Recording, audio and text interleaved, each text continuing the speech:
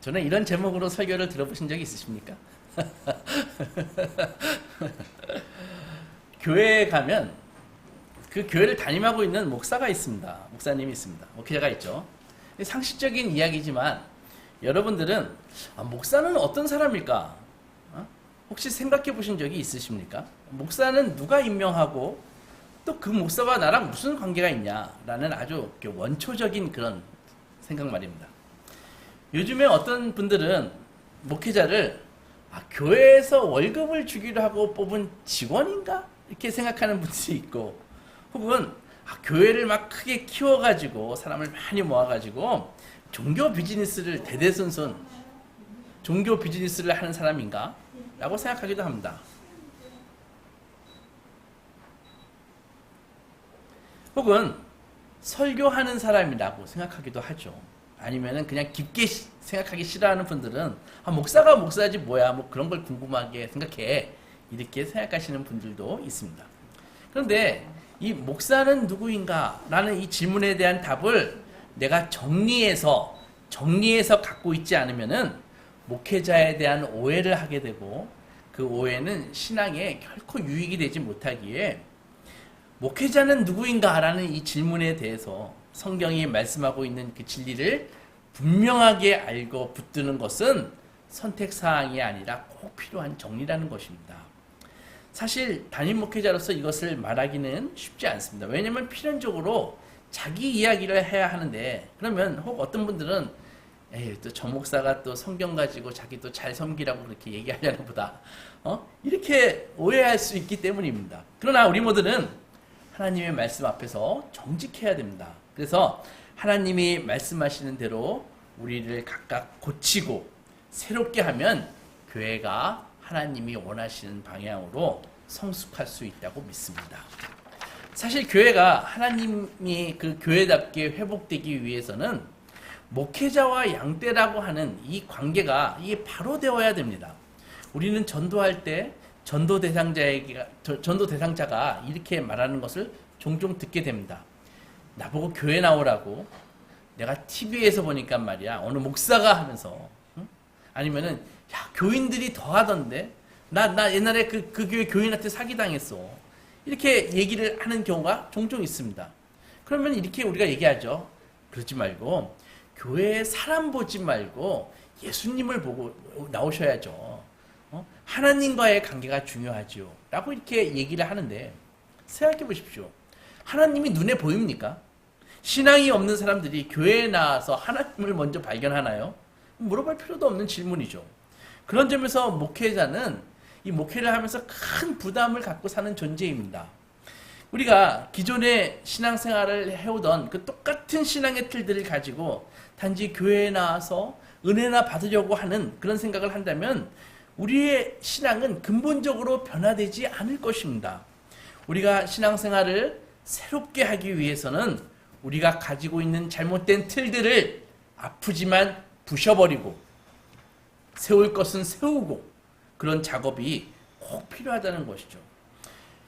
신앙생활의 잘못된 유형들은 이런 것입니다. 목회자에 대해서. 첫째, 목회자의 가장 일반적인데 목회자와의 관계를 거부하는 것입니다.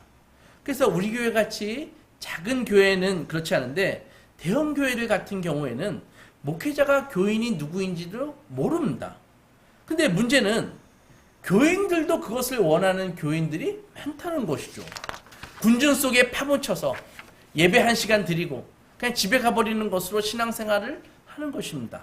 마치 영화관에 관람하러 온 사람처럼 그런 경우랑 비슷하죠. 그러니까 그런 경우에 신방은 고사하고 등록하라는 소리도 좋아하지 않습니다.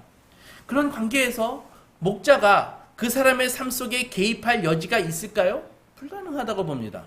어쨌든 그런 분들의 내면에 깃들어 있는 그 얄팍한 생각은 뭐냐 하면은 관계가 귀찮다는 것입니다.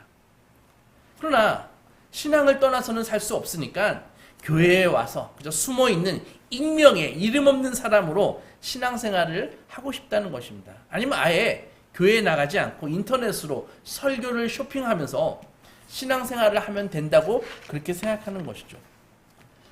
이런 분들이 있는가 하면 또 다른 하나는 마치 목사를 교주를 따르듯이 추종하는 분들도 있습니다. 두 번째 경향은 우리 권위주의 사회가 이제는 없어지고 퇴색되고 개인주의화 되면서 이 현대 사회에서는 주로 이단에서 그러한 경향성을 발견하게 되는 것입니다.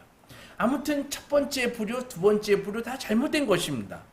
인간에게는 누군가를 지배하고 싶고 혹은 누군가에게 예속되고 싶어 하는 종교적인 심리가 다 있습니다. 그러나 이런 것들을 떠나서 우리가 바른 성경적인 판단이 없이 신앙생활을 하게 되면 나중에 교회에서 큰 상처를 입고 아니면은 자신의 신앙에 돌이킬 수 없는 손상을 입는 일들이 얼마든지 일어날 수 있음을 기억해야 되는 것입니다.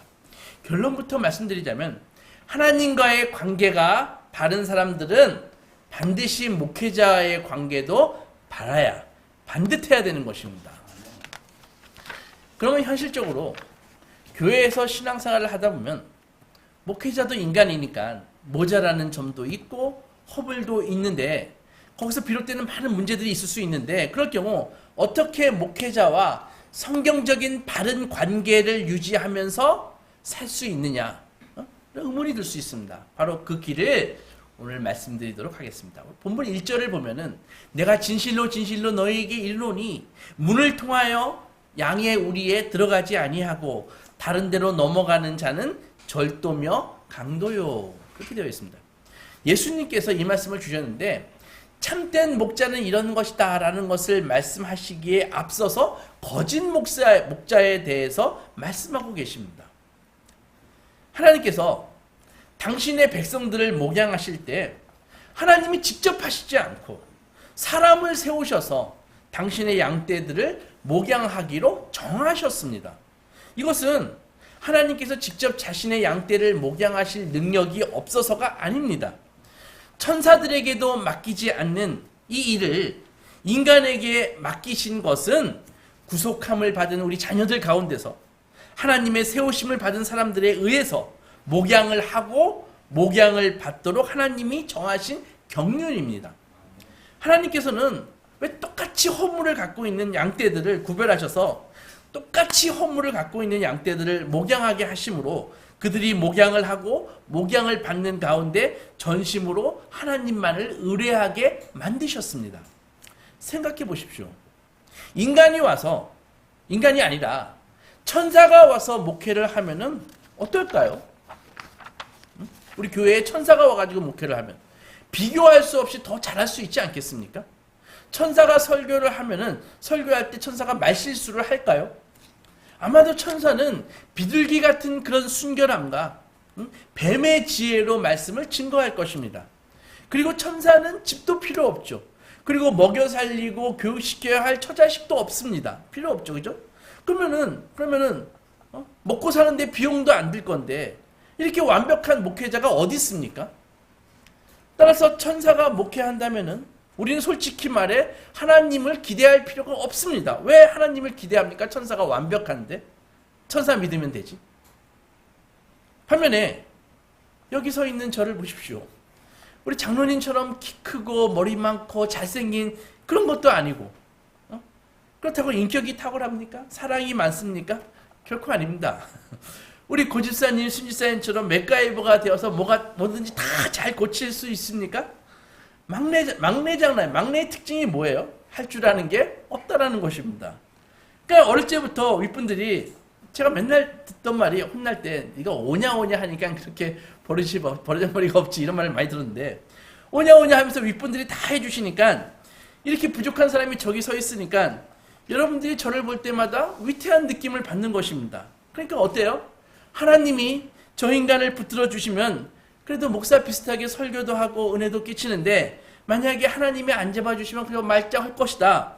그러니까 여러분들이 불안해서 저를 위해서 기도하는 것입니다. 이것이 바로 하나님께서 천사도 아니고 주님 자신도 아니고 여러분과 똑같은 사람을 세우셔서 연약하고 허물 많은 사람을 성도들 중에 세워서 목양하게 하심으로 목양하게 하시는 것에 대한 비밀이고 신비라고요. 그러니까 목회자하고 생활하다가 목회자의 허물이 보이거나 잘못 행하는 것이 보이면 어떻게 해요? 실망하기보다는 더 많이 누구를 의지해야 됩니까? 하나님을 의지하고 기도해야 되는 것입니다. 그런데 오늘 1절 보니까 양의 우리에 들어갈 때 문으로 들어가지 않고 다른 데로 넘어 들어가는 데는 다 절도며 강도다, 도둑이다, 이렇게 말씀하고 있거든요. 참 목자를 말씀하시기 전에 그릇된 목자를 먼저 말씀하고 계신다고요. 1절 보면 이 거짓 목자는 어느 시대 어느 곳에나 항상 있었습니다. 그러니까 잘못된 목자를 만나거나 거짓된 목자를 발견하고 그런 소식을 들으면 놀라거나 이상하게 생각할 필요가 없습니다. 항상 있습니다. 주님께서 이것을 미리 이미 예고하셨다고요. 아무것도 모르는 하나님의 양떼들이 모인 곳에 삭군과 거짓된 목자들이 있어서 양들의 참된 생명을 노리는 도적과 절도 같은 자들이 있다고 하는 사실을 주님은 이미 경고했습니다. 그러므로 신앙생활을 해나가는 데 있어서 우리가 비둘기같이 순결함, 이거 하나만 가지고는 안 된다는 것이죠. 비둘기같이 순결할 뿐 아니라 동시에 뱀처럼 지혜로워야 되는 것입니다. 감사하게도요, 하나님께서는 당신의 자녀들에게 독특한 영적인 직관을 주셨습니다. 진리를 아는 참된 지식을 주셨습니다. 그래서 이것들을 사용해서 목자로부터 주어지는 말씀이, 지금 말씀이 주어지는데 그 말씀이 비록 다 이해할 수는 없지만 이것이 정말 하나님께로부터 온 음성인지 아닌지, 거짓된 목자의 음성인지 아닌지 그것을 분별해낼 수 있는 지혜와 직관을 양들에게 주셨다는 것입니다. 때론 영이 흐리멍텅해가지고 이런 것이 부족해서 많은 사람들이 천하보다도 더 귀한 자신의 그 영혼과 생명을 잘못된 곳에 위탁하고 사는 그런 폐해도 많이 있습니다. 구약시대에도 언제나 하나님의 참된 말씀을 외치던 진정한 선지자들이 있었는가 하면 거짓 선지자들도 언제나 있었습니다. 뿐만 아니라 예수님이 사역하시던 신약시대에도 거짓 선지자들이 여전히 활동하고 있었습니다. 거짓 선지자들 뿐만 아니라 심지어 잘못된 방법으로 사람들을 가르쳐서 배우면 배울수록 하나님을 아는 참된 지식에서 점점 멀어지게 만드는 그런 종교적인 사건들도 많이 있었습니다. 문제는 이것입니다. 과연 사건들이 자기가 사건이라는 사실을 알고 있느냐, 그것입니다. 그러나 애처롭게도 성경을 보면 대부분의 사건들은 오히려 자기 의식이 자기가 사건이라는 그것 자체도 모르고 자기 의식이 분명하지 않았습니다. 반면에 참된 선지자들은 분명한 자기 의식을 갖고 있었습니다. 나는 하나님께로부터 보냄을 받았고 하나님의 영광을 위하여 진리의 말씀을 나를 통해 전하기 위해 하나님이 나를 보내셨다라고 하는 분명한 자기 인식과 자기 소명의식을 갖고 있었습니다. 그러나 거짓 선지자들은 그렇지 않았습니다. 그들은 종교적인 일에 종사하고 있지만 오히려 사건 노릇을 하면서 살아가는 자기 자신조차도 자기가 하나님의 종인지 아니면 자신의 영달을 위해서 사는 사람인지 분명하게 선을 그을 수 없는 애매모호함 속에서 하나님의 교회를 섬기고 하나님의 양떼들을 갈취하고 있었습니다. 이런 사람들은 언제나 참된 교회 속에 섞여 있었다고요. 여러분들은 사무엘서에 나오는 엘리 제사장의 아들인 홈니와 비느하스를 아십니까? 아버지를 등에 업고 성전에서 온갖 잘못된 만행을 저질렀지만 사사이며 제사장이었던 엘리는 그의 아들들의 악행에 대해서 아무런 실질적인 조치를 취하지 않았습니다. 분명한 것은 그의 아버지 엘리라고 하는 사람은 후일 하나님과의 관계가 끊어지고 죄 가운데서 영적인 감각이 완전히 무감각해졌을 때 그는 신령한 사람이 되지 못했지만 한때 엘리는 신령한 제사장이었고 목자였음이 틀림없습니다. 그 근거가 사무엘서에 나옵니다. 사무엘, 한나의 기도로 태어났지 않습니까? 사무엘이. 그런데 그 어린 사무엘이 그의 어머니의 서원대로 산나가 아기를 주십시오 하고 기도하면서 서원을 했다고요. 하나님께서 나를 통해서 아들을 주시면 이 아들을 하나님께 바치겠습니다. 약속대로 한나는요, 임신했고 사무엘을 낳았고 젖을 떼자마자 아기를 성전에다가 바쳤다고요. 사무엘은 성전에서 자라기 시작합니다. 그런데 엘리는 그렇게 영적으로 완전히 망가져버리고 홈니와 비느하스는 악행을 행하고 하니까 말씀이 있나요? 말씀이 없죠. 희귀하죠. 성경의 말씀에 의하면 하나님의 말씀이 희귀할 때 하나님은 이제는 엘리가 아니라 사무엘에게 나타나셔서 밤에 사무엘을 불렀다고요. 사무엘아. 사무엘이 자다가 번쩍 일어났죠. 그러고 달려갔습니다. 엘리에게. 저를 부르셨습니까? 아니, 너를 부르지 않았다. 그러고 가가지고 또 자는데 사무엘아. 하나님이 부르셨습니다. 또 일어나서 엘리에게 달려갔는데 나를 부르셨습니까? 하니까 엘리가 나는 널 부르지 않았다. 그래서 그 3번 반복되니까 엘리가 사무엘에게 뭐라 그랬습니까? 사무엘아, 이제 너를 부르는 소리가 나거든 이렇게 대답하거라. 여호와여 말씀하시옵소서. 주의 종이 듣겠나이다. 그렇게 말하거라. 엘리의 이런 영적인 감각이 누구에게 배웠겠습니까? 젊은 날에는 자신도 하나님이 엘리야 엘리야 라고 불러주셨고, 그때 엘리는 신령하게 부르시는 주님의 음성 앞에서 주여 말씀하시옵소서 종이 듣겠나이다 하던 때가 있었다는 것입니다. 그러나 세월이 흐르고 모든 하나님과의 교제와 신령한 그런 특징은 사라져버리고 이제는 차가운 형식만 남은 메마른 종교인이 되어버렸습니다. 그렇게 참된 소망과 하나님을 향한 관계가 끊어지고 나니까 그의 제사장직은 단지 세속적인 직업에 불과하게 되어버렸다는 것이죠. 이와 같이 거짓 선지자들은 참된 교회에서 나왔지만, 그러나 거짓 선지자들은 참된 선지자와는 달리 자기의 인식이 분명하지 않은 사람들입니다. 자기도 모른 채 거짓된 목자의 일을 하면서 살아가고 있는 사람들이 많이 있다는 것이죠. 마태복음 7장에서 예수께서 말세에 어떤 일이 일어날 거라는 것을 예언하셨잖아요. 15절 보면 거짓 선지자들을 삼가라. 양의 옷을 입고 너희에게 나오나 속에는 노략질하는 일이라. 나더러 주여 주여 하는 자마다 다 천국에 들어갈 것이 아니요 다만 하늘에 계신 아버지의 뜻대로 행하는 자라야 들어가리라. 그날에 많은 사람들이 나더러 이르되 주여 주여 우리가 주의 이름으로 선지자 노릇하고 주의 이름으로 귀신을 쫓아내고 주의 이름으로 많은 권능을 행하지 아니하였나이까 하리니 그때 내가 그들에게 밝히 말하되 내가 너희를 도무지 알지 못하니 불법을 행하는 자들아 내게서 떠나라. 그렇게 말씀할 것이다 말씀하셨습니다.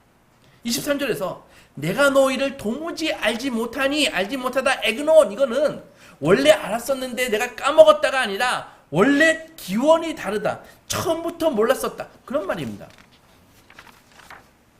이런 거짓 선지자들은 언제나 어디에나 있었습니다. 그러나 여러분 한번 생각해 보십시오. 거짓된 신앙생활을 하는 사람들에게 참된 목자가 마음에 맞겠습니까? 거짓된 목자가 마음에 맞겠습니까? 말할 필요도 없죠. 그래서 참된 생활, 올바른 기독교 신앙이 무엇인가를 찾으려는 사람들, 그런 열망을 마음속에 가지고 있는 사람들은 직감적으로 저 목사가 하나님께로부터 말미암은 목자가 아니라는 사실을 간파할 수 있는 감각이 있습니다. 그러나 죄악된 세상에서 세상과 적당히 타협하면서 속절없이 자기 신앙에 대해 별 관심이 없고 자기의 지금 영적 상태가 어떤지도 모르고 그렇게 세상 사이에서 적당히 살아가고자 하는 사람에게는 참된 목자의 가르침은 한없이 버겁고 고통스럽고 아픈 것입니다.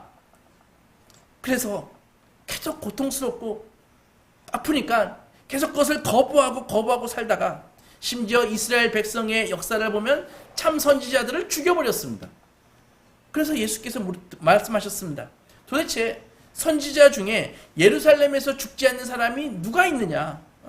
그렇게 예수님께서 통탄하셨다고요. 하나님이 세우신 도시 안에서 하나님이 세우신 선지자가 하나님의 백성들에 의해서 하나님의 이름으로 처단당하는 것이죠.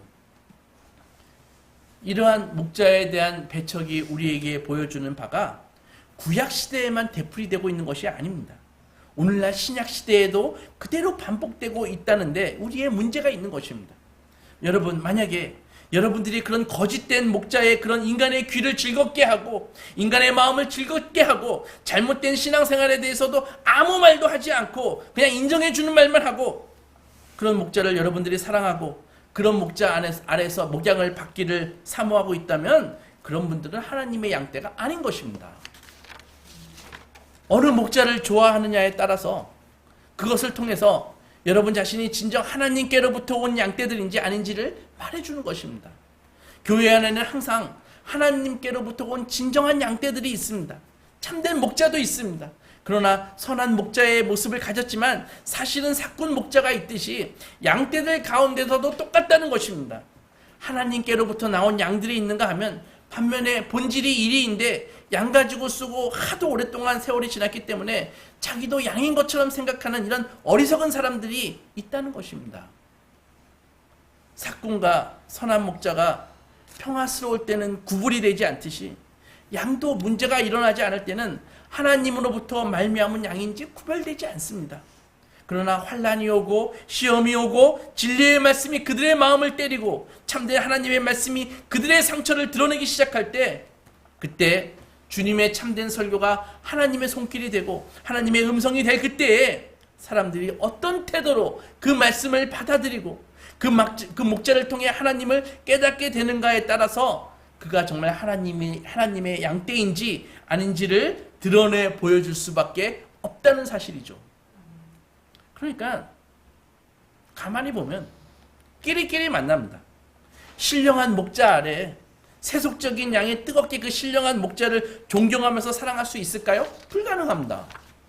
뿐만 아니라 하나님으로부터 온 양떼가 신령한 생활을 정말 그리워하고 정말로 영위에 목말라 갈구하는데 늘 세속적인 방법으로 가르치고 세속적인 것밖에는 못 가르치는 그 목자를 신령한 삶을 사모하는 양이 그 목자를 깊이 존경하고 뜨겁게 사랑하는 일이 가능할까요?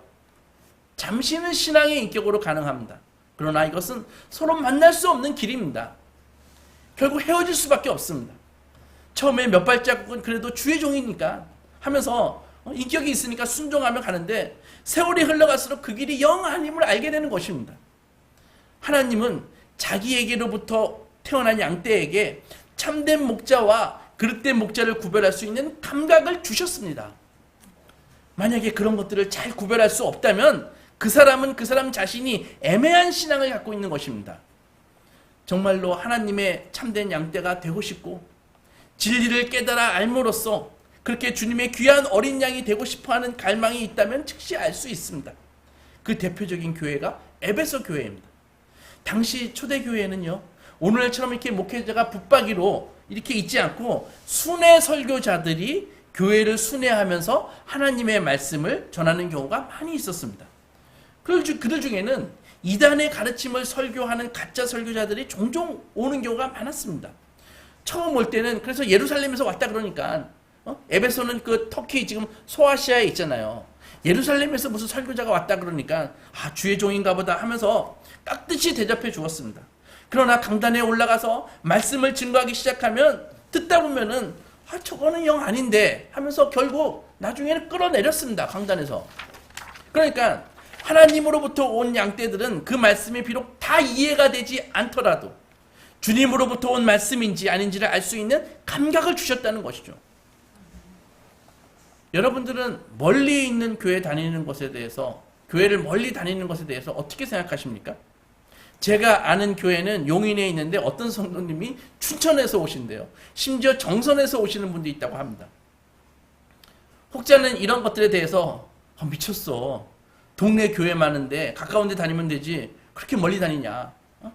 우리 개신교도 천주교처럼 한 동네에 딱 교회 한 개씩 그렇게 해가지고 다 커버하면 좋겠어.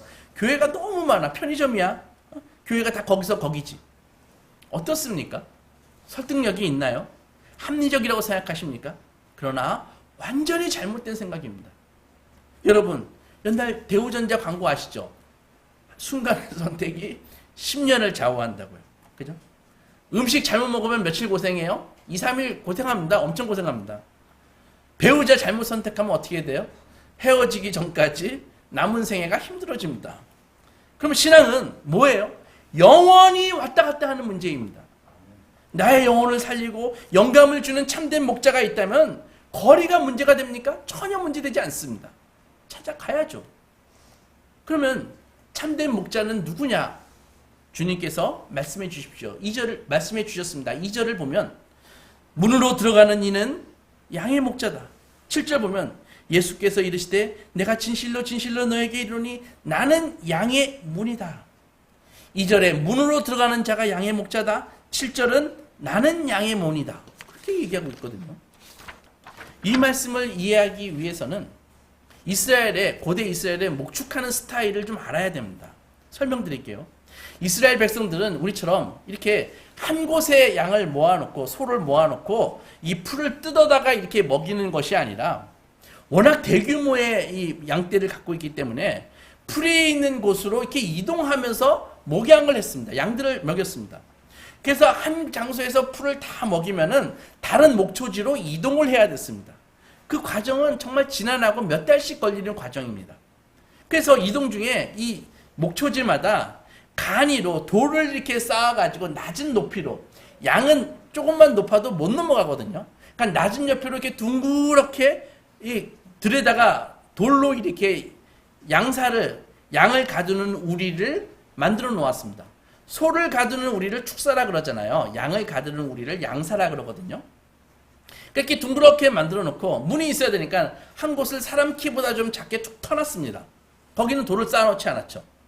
그러면 거기에 그럼 어떻게 하냐? 문이 있어야 되는데 바로 거기에 목자가 누워가지고 막대기를 탁 들고 밤새 잠을 자면서 문의 역할을 하는 것입니다. 그러니까 사람 몸이 문이 되는 것입니다. 근데 오늘 성경에서 예수께서 문으로 들어가는 이가 양의 목자라고 이렇게 말씀하셨잖아요. 그 문이 누구라고요? 예수 그리스도. 그러니까 예수 그리스도를 통해서 들어가는 이가 양의 목자라고 말씀하시는 것입니다.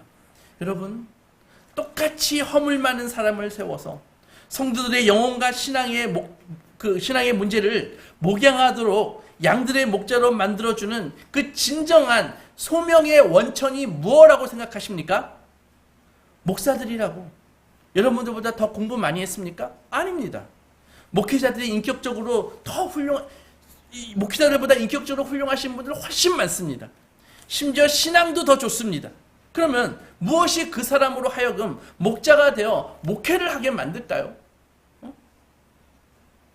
그것은 바로 그 사람이 양의 문을 통해서 들어왔다는 것입니다. 바로 이 점이 중요한 핵심입니다. 한 회중의 목자가 되게 만들어주는 것은 단지 지식이나 인격이나 신앙생활의 연륜이나 이런 것이 아니라는 것입니다. 그 사람이 바로 양떼를 만나기 전에 먼저 예수 그리스도를 만난 사람이다. 양의 문 대신 예수 그리스도를 만난 사람이다. 그것입니다. 예수 그리스도 양의 문을 통과하면서 고단한 밤중에 불편한 자세로 쪼그리고 앉아서 혹시 맹수들이나 도둑들에 의해 자신의 양떼가 강탈당할지도 모른다고 하는 그 경계하는 마음을 가지고 깨어있는 마음으로 자신의 직무에 충실하기 위해 문에 아예 길게 누워서 자는 그 목자를 통과하면서 양떼를 향한 목자의 마음을 전수받은 사람, 그리고 그 양떼에 대한 목자의 뜨거운 사랑을 전수받은 사람, 그가 바로 양의 문을 통과한 목자입니다. 사랑하는 소망교회 성도 여러분, 참된 목자는 예수 그리스도를 충분히 만나서 세상이 이제는 아무것도 아닌 것처럼 여겨지고 주님이 사랑하시던 그 양떼를 위해서 생명을 버리겠다고 결심한 사람입니다. 이런 것들은 양떼를 만나서 이루어지는 것이 아닙니다. 양떼를 만나기 전에 이미 양의 문 대신 예수 그리스도를 만나서 이미 다 이루어지는 것입니다. 그렇게 된 사람에게 하나님은 양들을 맡겨주시는 것입니다. 그래서 하나님이 양의 문으로 들어가는 자가 양의 목자라고 말씀하신 것입니다. 그렇기에 그가 전하는 말씀이 하나님의 음성이 될 수 있는 것이죠. 양들을 향한 사랑, 이것은 양들을 만나서, 그리고 양들이 마음에 드니까, 양들이 살도 찌고 털도 많으니까 그래서 생기는 것이 아닙니다. 양들을 만나기 이전에 예수 그리스도께서 양떼를 직접 목양하지 않으시니까 예수 그리스도께서 목양의 소명을 주실 사람에게 당신의 사랑을 그 사람 속에다가 확 부어주시는 것입니다. 그렇기에 예수님이 해야 할 일을 그가 대신하는 것입니다. 양의 문을 통과한 목자, 그를 가리켜서 오늘 성경은 말하기를 양의 목자라고 말합니다. 우리는 여기서 평범한 사실을 깨닫습니다. 그것은 양과 목자가 떨어질 수 없는 숙명적인 관계라는 것입니다. 여러분들, 만약에 목사와의 관계를 포기한다면 그것은 신앙을 포기하는 것이라고 말해도 되는 것입니다. 결코 군중 속에서 익명의 신자로 살지 마십시오.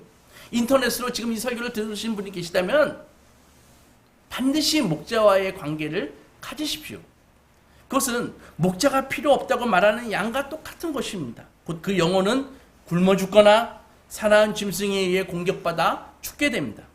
목자와 양이 하나이고 양과 목자가 하나입니다. 그리고 동시에 목자와 양은 그리스도께 속해 있습니다. 이것이 교회의 신비입니다. 우리 모두는 원래 만날 수 없는 사람들이었습니다. 우리가 왜 어떻게 만날 수 있었겠습니까? 그러나 그리스도 때문에, 예수 때문에 만났습니다. 하나님의 나라는 크기나 숫자에 대한 나라가 아닙니다. 앞으로 이 양과 목자와의 관계를 통해서 하나님께서 놀랍게 당신의 나라를 펼치실 것입니다. 설교를 통해서 설명드릴 것입니다. 이 크고 놀라운 일들이 우리 신앙에 결정적인 영향을 줍니다. 생각해 보십시오. 한번 정직하게 생각해 보십시오. 신앙이 있으신 여러분들이 오늘날 이렇게 신앙인으로 멋지게 서시기까지 그 과정을 정직하게 살펴본다면 반드시 어느 목사님, 어느 전도사님, 나이가 많고 적은 신앙의 어버이가 여러분 곁에 있어서 여러분의 영혼을 두고 눈물로 기도한 목자와의 만남이 반드시 있었을 것입니다. 지금은 어떻습니까? 여러분의 목자와의 만남은 지금도 있나요? 그리고 여러분은 그 목자와의 관계가 원만하십니까? 여러분들은 여러분들의 이름을 매일 부르면서 주님께 기도하고 말씀을 전하는 사람을 예수 그리스도로 말미암아 우리에게 온 사람으로 받아들이고 있습니까? 비록 그 사람이 지식이 부족하고 언변이 약하고 인격이 훌륭하지 못하지만 그러나 분명히 그가 예수 그리스도 그 문을 통과하고 그분에게 여러분에게 다가왔기 때문에 거역할 수 없는 영적인 권위를 인정하고 그의 말씀을 듣고 순종하는 것이 여러분의 신앙생활의 유익을 위해 절대적으로 필요한 것입니다. 이것이 바로 주님께서 인정하시는 신앙생활이고 어느 것과도 바꿀 수 없는 축복입니다.